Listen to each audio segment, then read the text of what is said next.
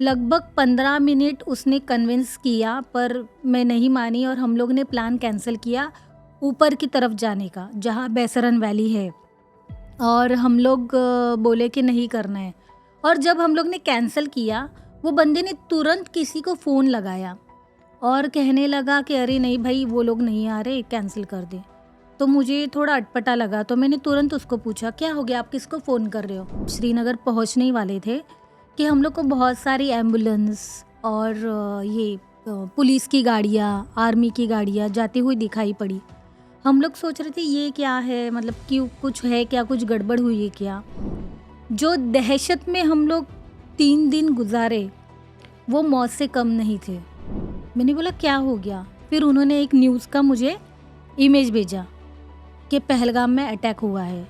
अगर उस दिन बारिश नहीं होती तो शायद आज मैं ये वीडियो रिकॉर्ड नहीं करती। दोस्तों, मैं हूँ श्रद्धा शेट्टी और मैं आज आपको सुनाने वाली हूँ डर की ऐसी कहानी जो खुद मैंने और मेरे परिवार ने अनुभव की है। ये कहानी है पहलगाम की। 2 साल से कश्मीर जाने का सपना देख रहे थे हम। बहुत मुश्किलों के बाद फाइनली हमने तय किया कि इस बार कश्मीर जाएंगे और कश्मीर की सुंदर वादियों में रिलैक्स होके आएंगे। 21 अप्रैल को हमने मुंबई से श्रीनगर की फ़्लाइट बुक की। 21 को मॉर्निंग में हम लोग ने लैंडिंग किया श्रीनगर में। उसके बाद पहला स्पॉट था हमारा पहलगाम। श्रीनगर से होते हुए हम पहलगाम पहुंच गए। पहलगाम पहुंचने के बाद दोपहर के लगभग 3 बजे हम निकल पड़े पहलगाम की हंसी वादियाँ देखने के लिए। वहाँ पे एबीसी वैली यानी कि आरू वैली, बेताब वैली और चंदनवाड़ी, ये 3 स्पॉट बहुत फेमस है। और चंदनवाड़ी के ऊपर का स्पॉट है बेसरन। जी दोस्तों, ये वही स्पॉट है जहाँ पे रिसेंट पहलगाम टेररिस्ट अटैक हुआ था। 21 के आफ्टरनून को हम लोग 3 बजे पहलगाम होटल से निकल गए ये वैलीज देखने के लिए। जब हमने श्रीनगर के लिए घर से निकले थे, कुछ दिन पहले हम लोग ने एक न्यूज़ सुनी थी कि जम्मू में लैंडस्लाइडिंग हुई है। पता नहीं क्यों 2 साल से हम लोग बहुत प्लान कर रहे थे कि कश्मीर जाना है, कश्मीर जाना है, पर कुछ ना कुछ वजह से कश्मीर का प्लान कैंसिल हो रहा था। इस बार भी ट्रिप चालू करने से पहले हमें न्यूज़ मिली कि जम्मू में लैंडस्लाइड हुआ है। तो घर वालों ने कहा कि देखो, सोच लो अच्छे से, वहाँ पे थोड़े हालात ठीक नहीं है, पोस्टपोन करो ट्रिप आपकी या फिर कैंसिल कर दो। पर हम लोग ने इस बार ठान ली थी कि नहीं, इस बार हम श्रीनगर जाएंगे, कश्मीर घूमेंगे। तो 21 को हम लोग निकले मुंबई से, श्रीनगर लैंड किए, फिर पहलगाम पहुँचे। पहलगाम में 3 बजे, लगभग 3 बजे कुछ हम लोग निकल पड़े आरू वैली, बेताब वैली और चंदनवाड़ी देखने के लिए। और वहाँ से एक्चुअली यूनियन कैब लेना पड़ता है, तो हम लोग ने कैब ली वहाँ से। और पहला हमारा पहलगाम का स्पॉट था आरू वैली। पता नहीं क्यों, पर जैसे ही हम लोग आरू वैली की तरफ बढ़ने लगे, जोर की बरसात चालू हो गई और साथ ही ओले गिर रहे थे। हम लोग ने कार से बाहर एक स्टेप ही डाला था कि मन में कुछ हिचकिचाहट होने लगी और हम लोग तुरंत कार में बैठ गए और सोचा कि नहीं, अभी तो बाकी के भी स्पॉट नहीं घूमने हैं, हम वापस होटल में चलते हैं। आधे रास्ते तक आने के बाद ड्राइवर ने हमें बहुत कन्विंस किया कि मैडम जी देख लीजिए, बाकी के स्पॉट अच्छे हैं। आरू वैली में तो आपको इतने सारे इश्यूज है, लाइक ओले गिर रहे थे, बारिश हो रही थी, बिजलियाँ कड़क रही थी। तो उसने कहा कि आप लोग एक बार बेताब वैली चलिए, वहाँ पे आपको बहुत सारे ऑप्शंस है, जैसे आपको अम्ब्रेलाज मिलेगी, वहाँ पे रेनकोट्स मिलेंगे। तो हम लोग काफ़ी सोच रहे थे कि क्या करें क्या करें। एक्चुअली हम लोग का 21 से लेके 26 और 27 तक हम लोग का प्लान था, कुछ 6 और 7 डेज़ का। तो मैंने कार में बैठे बैठे ही कैलकुलेशन किया कि अगर आज हम लोग ये एबीसी वैली अगर कैंसिल करते हैं तो कल हमें मॉर्निंग में, अर्ली मॉर्निंग हमें निकलना पड़ेगा ये तीनों स्पॉट देखने के लिए, क्योंकि पहलगाम के बाद हम लोग सीधा श्रीनगर जाने वाले थे और श्रीनगर और पहलगाम के बीच में लगभग कुछ 80 to 100 किलोमीटर्स का डिस्टेंस है, मतलब कुछ 2.5 आवर्स लगभग है। तो मैंने लगभग 10 मिनट सोचा कि क्या करना है क्या करना है, और फाइनली मैंने डिसाइड किया कि नहीं, आज ही चलते हैं, जो भी देखना है भीगेंगे, जो भी है, जो भी प्रॉब्लम्स है, वेदर प्रॉब्लम है, कुछ भी हम लोग फेस करेंगे और आज ही पहलगाम ख़त्म करेंगे। कल हम लोग श्रीनगर जाके एक नए जोश में श्रीनगर अच्छे से देखेंगे, ऐसे हम लोग ने सोचा। और जब हम लोग ये सारी बातें कर रहे थे तो मेरी फैमिली बोल रही थी कि अरे आप तो डॉक्टर स्ट्रेंज हो, जो फ्यूचर में जाके सब देखते हैं, अरे ये होने वाला है, ये होने वाला है। जैसे कि अगर आज का प्लान कैंसिल करते हैं तो हमारा हर प्लान आगे का एक दिन पोस्टपोन हो जाएगा। तो इससे जो बेहतर स्पॉट है वो मिस हो जाएँगे। इसलिए हम लोग ने सोचा कि नहीं, आज ये प्लान कैंसिल नहीं करेंगे। जैसे भी है, बारिश हो रही है, बिजलियाँ कड़क रही है, हम लोग देखेंगे। फिर हम लोग गए बेताब वैली। बेताब वैली जाने के बाद हम लोग ने रेनकोट परचेज़ कर लिए और वहाँ पे थोड़ा घूमे वगैरह। और फिर कुछ आई डोंट नो, वो कश्मीरी लोग ही थे, पर वो लोग भी इन्वॉल्व थे इस इंसिडेंट में या नहीं पता नहीं। पर वो लोग बार-बार आके लोगों को कुछ वीडियोज़ दिखा रहे थे और बोल रहे थे कि ये स्पॉट में ऊपर जाना पड़ेगा हमें, वहाँ पे एक झरना है, कुछ नदी है, तालाब है, वहाँ से ऐसे कुछ रील्स दिखा रहे थे हम लोग को कि ऐसे रील्स बना सकते हैं और एक पर्टिकुलर प्राइस बताई। तो पहले तो हमें हॉर्स पे इतना दूर जाना नहीं था, तो कुछ फिज़िकल इश्यूज़ की वजह से हम लोग को हॉर्स राइडिंग नहीं करनी थी। तो पहले से मेरा था कि नहीं करना है, नहीं करना है। फिर भी वो बंदा बहुत इंसिस्ट कर रहा था कि मैडम करो, करो, करो, करो, और बार-बार वो एक ही रील दिखा रहा था। सेम टाइम में हम लोग ने ऑब्ज़र्व किया कि ये एक ही रील बाकी के बंदे सारे लोगों को दिखा रहे थे कि ऐसा रील बनेगा, ऐसा रील बनेगा, चलिए, चलिए, चलिए। फिर लगभग वो बंदा बात ही कर रहा था मुझसे। फिर मैंने बोला भैया रुको थोड़ा, फिर हम लोग रेस्टरूम चले गए। रेस्टरूम से जस्ट बाहर निकले, वो बंदा वहीं पर था। चलिए मैडम जी, चलिए, चलिए, थोड़ा कम करता हूँ, घोड़े का पैसा कम करता हूँ। इसमें घोड़ा, साइट सीन, रील सब इंक्लूड है। चलिए, तो मैंने बोला कि नहीं, देखती हूँ करके फाइनली लगभग 15 मिनट उसने कन्विंस किया, पर मैं नहीं मानी और हम लोग ने प्लान कैंसल किया ऊपर की तरफ जाने का, जहाँ बैसरन वैली है। और हम लोग बोले कि नहीं करना है। और जब हम लोग ने कैंसल किया, वो बंदे ने तुरंत किसी को फ़ोन लगाया और कहने लगा कि अरे नहीं भाई, वो लोग नहीं आ रहे, कैंसिल कर दे। तो मुझे थोड़ा अटपटा लगा, तो मैंने तुरंत उसको पूछा, क्या हो गया, आप किसको फ़ोन कर रहे हो? तो उसने कहा कि नहीं, उधर घोड़ा वेट कर रहा है ना, घोड़े के लिए, इसीलिए। पर पता नहीं, मुझे तो थोड़ा डाउट ही आ रहा था क्योंकि 4-5 लोग और थे और पास में ही कुछ खच्चर बंधे हुए थे। तो उसने उसको क्यों ऐसे बोला कि घोड़ा नहीं चाहिए, ये लोग ने कैंसल किया। पता नहीं, डे 1 से ही बहुत फ़िशी लग रहा था सब कुछ। कुछ तो गड़बड़ है, ऐसे फ़ील हो रहा था। अभी ये तो भगवान की कृपा है और फैमिली का आशीर्वाद है, बड़ों का, जो हम लोग सही सलामत वहाँ से वापस आए। तो बेताब वैली में भी हम लोग ने काफ़ी एक्सप्लोर किया, काफ़ी बड़ी है बेताब वैली। बेताब वैली बेसिकली बेताब मूवी की शूटिंग हुई थी, तो इसलिए उसका नाम बेताब वैली पड़ गया। फिर बेताब वैली घूमने के बाद हम लोग अपने होटल में गए। हम लोग चंदनवाड़ी नहीं गए, जहाँ से अमरनाथ की यात्रा का जो वहाँ पे ट्रैवलर जो कैंपिंग करते हैं, रुकते हैं, उसके ऊपर जो बेसरन वैली है, हम लोग वहाँ पे नहीं गए उस दिन। और हम लोग रिटर्न आ गए अपने होटल में। होटल में आने के बाद रात को खाना-वाना होने के बाद दूसरे दिन होटल में ही ब्रेकफ़ास्ट किया और लगभग 11 बजे हम लोग होटल से चेकआउट करके निकल पड़े श्रीनगर। श्रीनगर और पहलगाम की दूरी लगभग 2 अढ़ाई घंटे की ही है और आधे रास्ते ही थे हम लोग, कुछ मतलब श्रीनगर पहुँचने ही वाले थे कि हम लोग को बहुत सारी एम्बुलेंस और पुलिस की गाड़ियाँ, आर्मी की गाड़ियाँ जाती हुई दिखाई पड़ी। हम लोग सोच रहे थे ये क्या है, मतलब क्यों, कुछ है क्या, कुछ गड़बड़ हुई है क्या? और नॉर्मली वहाँ पे ऐसा है कि अपने हमारे जो प्रीपेड कार्ड्स होते हैं वो वहाँ पे वर्क नहीं करते हैं।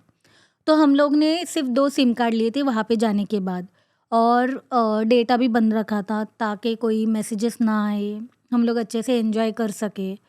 तो हम लोग को कुछ भी नहीं पता था कि आखिर वहाँ पे कुछ हो रहा है। एक तरफ हम लोग थे जो श्रीनगर जा रहे थे और एक तरफ बैसरन में टेररिस्ट अटैक हो गया था।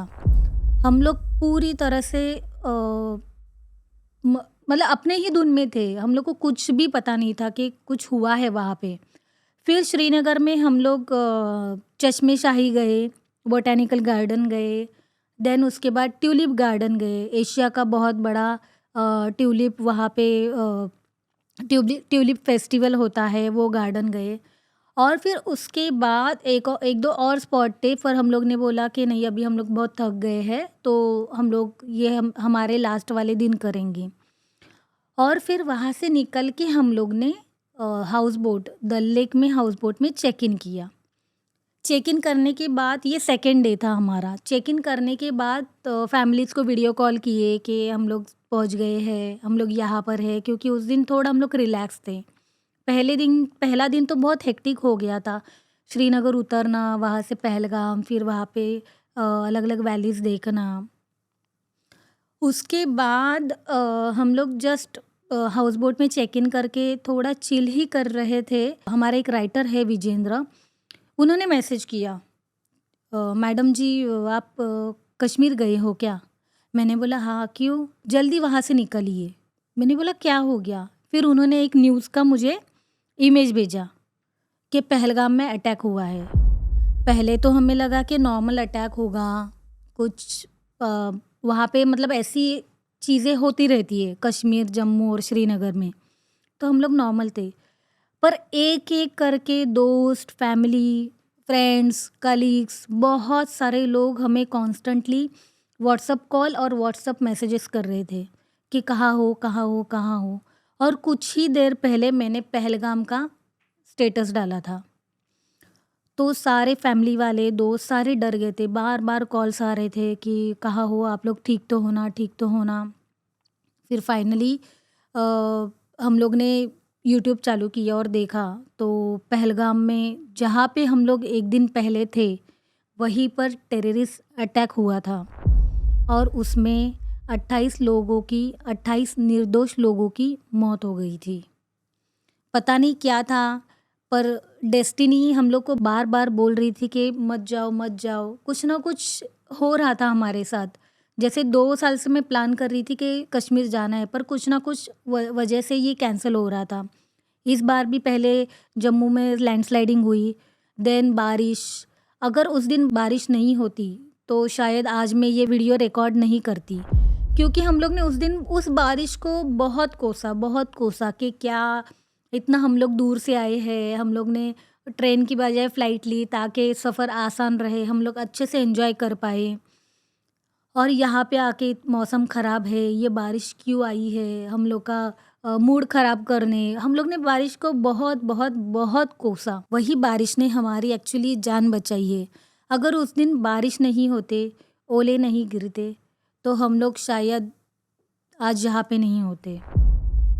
उसके बाद जब हमें पता चला पहलगाम अटैक हुआ है, और फिर 1-2 ही न्यूज़ देखी, क्योंकि एक तो आप अनजान शहर में हो, पहली बार गए हो और वहाँ पे मेजॉरिटी लोग मुस्लिम से, तो ऑब्वियसली थोड़ा तो डर लगता है, क्योंकि न्यूज़ में यही आ रहा था कि आप हिंदू हो या मुस्लिम हो, ये पूछ के आपको मारा जा रहा है, राइट?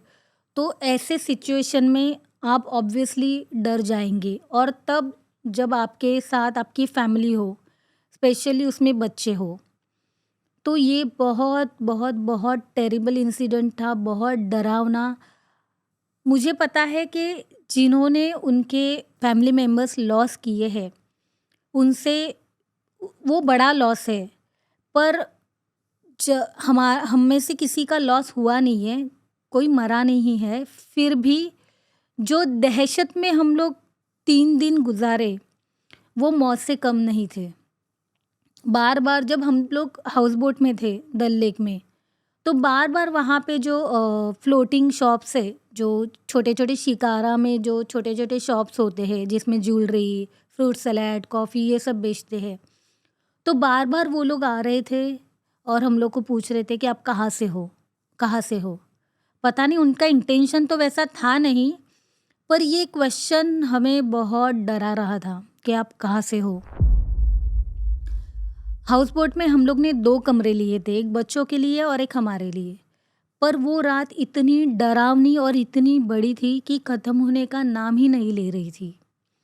हम लोग ने फाइनली डिसाइड किया कि सारे लोग एक ही कमरे में सोएंगे। 2 कमरे होते हुए भी इतनी हिम्मत नहीं थी कि बच्चों को अलग कमरे में छोड़ सके, क्योंकि काफ़ी डरावना और दहशत भरा वो सिचुएशन और वो मामला था। तो वो रात इतनी लंबी और डरावनी थी कि मैं शब्दों में उसे बता नहीं सकती। एक तो आप जब भी फ़ोन खोलते हो, आपका व्हाट्सएप चालू करो या यूट्यूब खोलो या इंस्टाग्राम चालू करो, कोई भी सोशल मीडिया चालू कर रहे हो तो आपको वही न्यूज़ दिखाई दे रही है। लोग मर रहे, हिंदू मुस्लिम पूछ के मार रहे लोगों को। वो फ़ेमस स्पॉट था बैसरन वैली, और जहाँ हम लोग रुके थे वो भी बहुत फ़ेमस स्पॉट था। तो एक डर बैठ गया था मन में कि अरे अभी कोई आ जाएगा, पूछेगा क्या होगा, कैसे होगा? वो रात इतनी लंबी थी कि मैं बता नहीं सकती, बहुत लंबी थी वो रात। दूसरे दिन कैसे वैसे हम लोग को मॉर्निंग में कुछ आँख लग गई हमारी, और फिर हम लोग ने अर्ली मॉर्निंग ही उठ गए, फटाक से रेडी हो गए। हमारे ड्राइवर को कॉल किया कि भैया आ जाओ हमें लेने के लिए और हमें होटल में चेक इन करवा दो। जो हाउस बोट वाला था वो बहुत इंसिस्ट कर रहा था कि नहीं, अभी तो सब बंद है, आप किधर जाओगे? जिस दिन वो इंसिडेंट हुआ था उसके दूसरे ही दिन हड़ताल थी, तो सारे शॉप सब कुछ बंद था। बहुत सारे टूरिस्ट प्लेस भी बंद ही रखे थे उस दिन।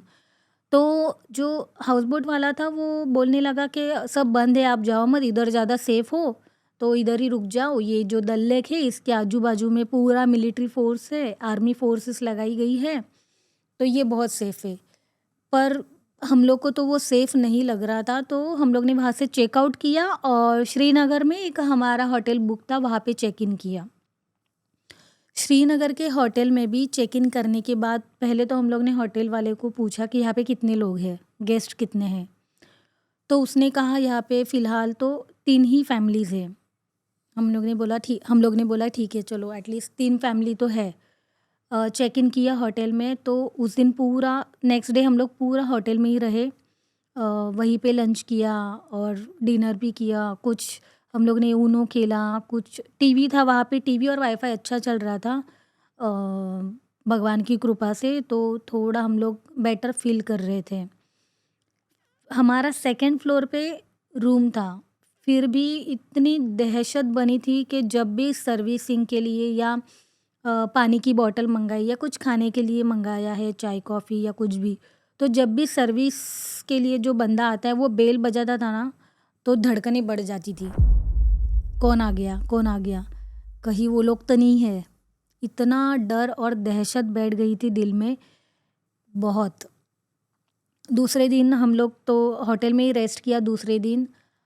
तीसरे दिन मेरा एक कज़िन है, उसके बॉस है वो कश्मीर से बिलॉन्ग करते हैं। तो मेरे कज़िन को पता चला दूसरे दिन कि मैं भी वहाँ पे हूँ, तो उसने मुझे कॉल किया। तो उसने बोला कि मेरे बॉस वहीं पे रहते हैं, तो वहीं के रेसिडेंस है, तो तू उनसे बात कर, तुझे थोड़ा गाइड कर लेंगे। मैंने बोला ठीक है।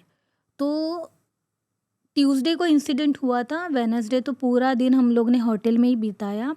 थर्सडे के दिन मॉर्निंग में मैंने मेरे कज़िन के बॉस को फ़ोन किया, तो उन्होंने बहुत अच्छे से हम लोग को मतलब समझाया, थोड़ा हौसला दिया।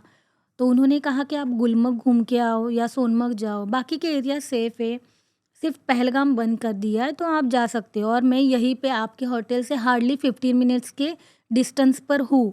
तो आपको कुछ भी ज़रूरत लगे, कुछ भी टाइम हो, आप मुझे एक कॉल कर देना। तो उन्होंने हौसला देने के बाद हम लोग ने कहा कि ठीक है, निकलते हैं बाहर, क्योंकि होटल में भी बैठ के वही थॉट्स आ रहे थे और कुछ काम है नहीं, आप रिलैक्स के बजाय और डिप्रेस होते जा रहे थे हम लोग। तो हम लोग ने सोचा कि चलो गुलमर्ग जाते हैं। जब गुलमर्ग में हम लोग गए तो वहाँ पर भी क्राउड बहुत कम था। हाँ, पर सिक्योरिटी बहुत ज़्यादा थी। हर 4-5 कदम पर एक मिलिट्री, आर्मी ऑफ़िसर, पुलिस वाले थे वहाँ पे, तो थोड़ा सेफ़ लग रहा था मुझे। पर जो एन्जॉय करने के लिए जो एनर्जी चाहिए वो थी ही नहीं। जस्ट बच्चे भी साथ में हैं और एक रूम में कितना टाइम आप रहोगे, राइट? तो इसलिए हम लोग ने सोचा गुलमर्ग जाते हैं। तो वहाँ पे जाने के बाद भी उतना एन्जॉय नहीं कर पा रहे थे। कहीं न कहीं बैक ऑफ द माइंड यही था कि कहीं कुछ हो ना जाए, चलो अभी चलते हैं। तो हार्डली हम लोग ने कुछ 2 घंटा ही गुलमर्ग में एक्सप्लोर किया, ग्राउंड में ही। वहाँ पे एक्चुअली गंडोला राइड भी फ़ेमस है, फ़ेज़ 1 और फ़ेज़ 2। तो हम लोग ने वहाँ पे वहाँ पर तो गए नहीं क्योंकि थोड़ा रश था। लोग थे वहाँ पर क्योंकि लोगों ने ऑलरेडी बुकिंग की थी, तो मुझे लगता है कुछ लोग वहाँ पे एन्जॉय करना चाहते थे, वो वहाँ पे थे। पर हम लोग ने सोचा कि नहीं, थोड़ा ग्राउंड वाला एरिया जो था जहाँ पे एक गोल्फ कोर्स है, स्की किया जाता है विंटर में, म्यूज़ियम है और चर्च है, एक जो जय जय शिव शंकर गाना वाला जो मंदिर है वो भी बंद था। पर वो ये सब चीज़ें हम लोग ने बाहर से ही एक्सप्लोर की और हम लोग रिटर्न आने लगे। जब रिटर्न आ रहे थे तभी हम लोग मेरे जो कज़िन हैं उसके बॉस से मिले और फिर उन्होंने कुछ और बातें हम लोग को बताई। पता नहीं अभी पॉलिटिकल है एजेंडा इसके पीछे या क्या, मुझे पढ़ना नहीं इस चीज़ों में। पर वो बोल रहे थे कि यहाँ पे बेसिकली लेबर का काम है वो यूपी वाले ही करते हैं। जो लेबर वाला जो काम है वो यूपी वाले करते हैं। पर लगभग 8 से 15 दिन हो गए, शाम को 5 बजे के बाद एक भी यूपी वाला बंदा या यूपी वाले लेबर मार्केट में दिख नहीं रहे थे। तो कहीं न कहीं उनको डाउट था कि कुछ तो होने वाला है और वो हो गया था। तो उनका भी यही मानना था, मेरे कज़िन के बॉस का, कि अगर सबको पता है कि कुछ तो होने वाला है, कुछ तो होने वाला है, तो सिक्योरिटी क्यों नहीं बढ़ाई गई? उन्होंने मुझसे कहा कि आप पहलगाम गए थे क्या? तो मैंने बोला हाँ, गए थे हम लोग, फर्स्ट डे ही पहलगाम जाके आए। तो उन्होंने कहा कि पहलगाम जाते वक़्त आपको कितने चेक पोस्ट लगे? मैंने कहा एक भी नहीं। वो बोल रहे क्या बात कर रहे हो? पहलगाम जाते-जाते लगभग 8 से 10 चेक पोस्ट लगते हैं। पर पिछले 8 से 10 दिन से वो चेक पोस्ट बंद थे। अभी इसके पीछे क्या रीज़न है मुझे नहीं पता। इवन उनको भी नहीं पता, वो तो वहाँ पे रहते हैं। उसके बाद उन्होंने कहा कि अंदर ही अंदर बहुत सारी खबरें फैली थी कि कुछ तो होने वाला है, कुछ तो बड़ा होने वाला है। पर इन्फॉर्मेशन होने के बावजूद गवर्नमेंट ने कोई भी स्टेप नहीं लिया था सिक्योरिटी के लिए, जबकि इस टाइम में वहाँ पे टूरिस्ट बहुत ज़्यादा संख्या में थे। और जब ये सब बातें उन्होंने हमें बताई, तो हम लोग भी सोचने लगे कि सचमुच हमारा जो स्टेट है, मैं महाराष्ट्र से बिलॉन्ग करती हूँ, तो क्या हमें दूसरे स्टेट में जाना चाहिए घूमने के लिए? अगर हमारी सेफ्टी दाँव पे लगी हो, हमारी जान दाँव पे लगी हो, तो क्या सचमुच हमें जाना चाहिए? तीसरी बात ये है कि वहाँ पे बहुत सारे हमले हुए, टेररिस्ट अटैक बोलो या सीज़ फायरिंग भी वहाँ पे बहुत कॉमन है, लोग उन सब के लिए मेंटली प्रिपेयर है। पर टूरिस्ट पे इतना बड़ा अटैक पहली बार हुआ था और ये सचमुच दिल दहला देने वाला था, ये अटैक, जिसमें 28 निर्दोष लोगों की हत्या की गई है। और ये सब बातें सुनने के बाद हम थोड़े और डिप्रेस भी हो गए थे और डर भी गए थे। वहाँ से निकलने के बाद हम लोग ने होटल आ गए हम लोग और फिर मैंने जस्ट चेक किया। एक्चुअली जिस दिन ये इंसिडेंट हुआ सेम डे से ही मैंने मेरे ट्रैवल एजेंट को बोला था कि भाई हमारी टिकट तो सैटरडे की है, पर तू हमें पहले जो भी मिलती है वो टिकट करवा दे। पर प्रॉब्लम ये था कि इंसिडेंट के बाद सारे प्लेन्स हाउसफुल थे। तो 2 दिन मैं लगभग कोशिश कर रही थी कि टिकट मिल जाए और हम लोग वापस आ जाएँ। तो कुछ ऑप्शन नहीं था, तो पहले 2 दिन तो हम लोग होटल में रुके, फिर गुलमर्ग गए। जब गुलमर्ग से वापस आई होटल में तो जस्ट रैंडमली मैं चेक कर रही थी कि टिकट अवेलेबल है क्या? तो टिकट अवेलेबल थी, तुरंत मैंने टिकट बुक की और हम लोग नेक्स्ट डे मुंबई निकल आए। जब तक श्रीनगर में थे, तब तक दहशत और डर इतना था कि मैं ये आपको वर्ड में नहीं बता सकती। जब तक वहाँ से फ़्लाइट टेक ऑफ नहीं कर रही थी, जान में जान नहीं आ रही थी। जब टेक ऑफ किया फ़्लाइट ने और जब मैं एक्चुअली कनेक्टिंग फ़्लाइट थी तो हम लोग दिल्ली उतर गए थे पहले। तो दिल्ली आने के बाद थोड़ा सुकून मिला। तो तो आपने बहुत सारी डरावनी कहानियाँ तो सुनी है, पर ये डर की कहानी हमारी थी, स्कैरी पम्पकिन की, जो उनकी छुट्टियाँ एन्जॉय करने के लिए गए थे बेसिकली। पर वहाँ पे कुछ ऐसा हुआ, जो डर अभी तक है हमारे मन में। आप लोग सोच रहे होंगे कि इंसिडेंट होके तो लगभग 10 दिन हो गए हैं, पर इतनी देर क्यों लगी वीडियो बनाने के लिए? क्योंकि हम लोग घर आने के बाद भी हम लोग को 3-4 दिन लगे वो इंसिडेंट से बाहर आने के लिए। इतना वो दिल को झंझोरने वाला, दिमाग को सुन्न करने वाला इंसिडेंट था। थैंकफुली हम लोग वापस आ गए, भगवान और हमारे पेरेंट्स के आशीर्वाद की वजह से, और ऑडियंस का प्यार है, दोस्तों के प्यार की वजह से। Thank you.